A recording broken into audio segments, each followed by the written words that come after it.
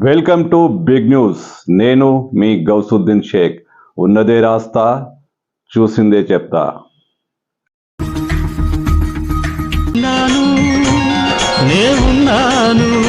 కొత్తగా ఏర్పడిన కాంగ్రెస్ ప్రభుత్వానికి ఓ 6 నెలల సమయం ఇద్దాం, ఆ తర్వాతే ప్రజాక్షేత్రంలోకి దిగుదామంటూ మాజీ ముఖ్యమంత్రి కేసీఆర్ తమ పార్టీ శ్రేణులకు దిశానిర్దేశనం చేసిన విషయం తెలిసిందే. కానీ కేసీఆర్ కాస్త ముందుగానే అడ్వాన్స్గానే రియాక్ట్ కాబోతున్నారు.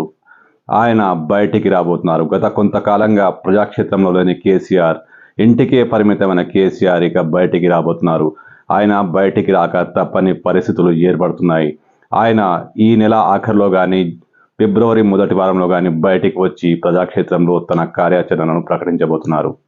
అంటే సార్ వస్తున్నారంటూ పార్టీ శ్రేణులకు, గులాబీ శ్రేణులకు సంకేతాలు కూడా అందాయి.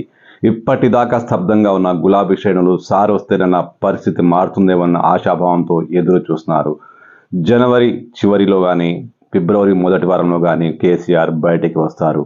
ఆయన వివిధ జిల్లాలను పర్యటిస్తారు. తెలంగాణ భవన్లో కార్యకర్తలతో సమీక్షా సమావేశాలు నిర్వహిస్తారు. అందరినీ కలుస్తారు. ఈ విషయం అధికారికంగా పార్టీ శ్రేణులకు సమాచారం అందింది. కాంగ్రెస్ ప్రభుత్వానికి 6 నెలల టైం ఇద్దామని ప్రకటించిన కేసీఆర్ ఎందుకు తన నిర్ణయాన్ని మార్చుకున్నారు? ఆయన బయటికి రాక తప్పని పరిస్థితులు ఎలా ఏర్పడ్డాయి అంటే కేటీఆర్, హరీష్ రావు కాంగ్రెస్ ప్రభుత్వాన్ని ఎదుర్కోలేకపోతున్నారని పార్టీ శ్రేణులు గుర్తించాయి. ఈ మేరకు కేసీఆర్కు సమాచారం అందించాయి. కేసీఆర్ కూడా కేటీఆర్, హరీష్ రావుల పనితీరు పట్ల కాస్త అసంతృప్తిగానే ఉన్నారు. ఒకవైపు ముఖ్యమంత్రి రేవంత్ రెడ్డి చిచ్చర పిడుగుల అనూహ్యమైన నిర్ణయాలు తీసుకుంటుంటే కేటీఆర్, రేవంత్ రెడ్డిలు సమర్థవంతంగా తిప్పి కొట్టలేకపోతున్నారని పార్టీ వర్గాల్లో టాక్ నడుస్తుంది. పరిస్థితి ఇదే విధంగా కొనసాగితే వచ్చే పార్లమెంట్ ఎన్నికల్లో నష్టం తప్పదని కేసీఆర్ కూడా భావిస్తున్నారట.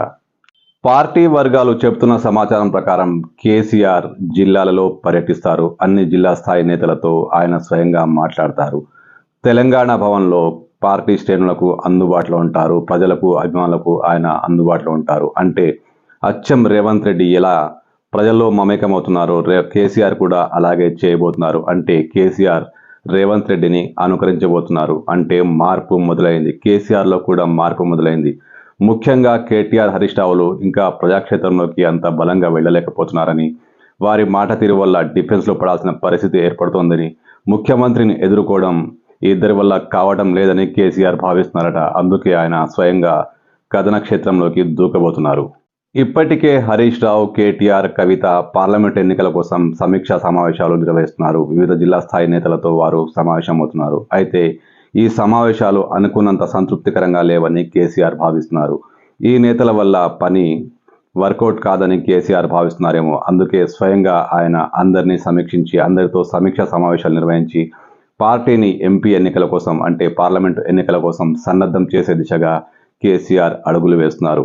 కేసీఆర్ వస్తున్నారని తెలియగానే, సమాచారం అందగానే గులాబీ పార్టీ కార్యకర్తల్లో జోష్ కనిపిస్తుంది. కేసీఆర్ వస్తేనే పార్టీ బాగుపడుతుందని నమ్ముతున్న కొంతమంది నేతలు కూడా కేసీఆర్ రాక కోసం ఎదురు చూస్తున్నారు. అయితే కేసీఆర్ రావడం వల్ల పార్టీ పరిస్థితి మారుతుందా? కార్యకర్తల జోష్ నిజంగా నిలబడుతుందా? ముఖ్యమంత్రి రేవంత్ రెడ్డి ఎప్పుడు ఎలాంటి అనూహ్య నిర్ణయం తీసుకుంటారో తెలియదు. ఆయన బీఆర్ఎస్ను ఉక్కిరిబిక్కిరి చేస్తున్నారు. తన నిర్ణయాలతో ఆయన గులాబీ శ్రేణులను కకావికలం చేస్తున్నారు. ఈ పరిస్థితిలో కేసీఆర్ వచ్చి ఎలా కౌంటర్ ఇస్తారు, ఎలా ఎదుర్కొంటారన్నది ఇప్పుడు రాజకీయ వర్గాల్లో ఆసక్తికరమైన అంశంగా మారింది.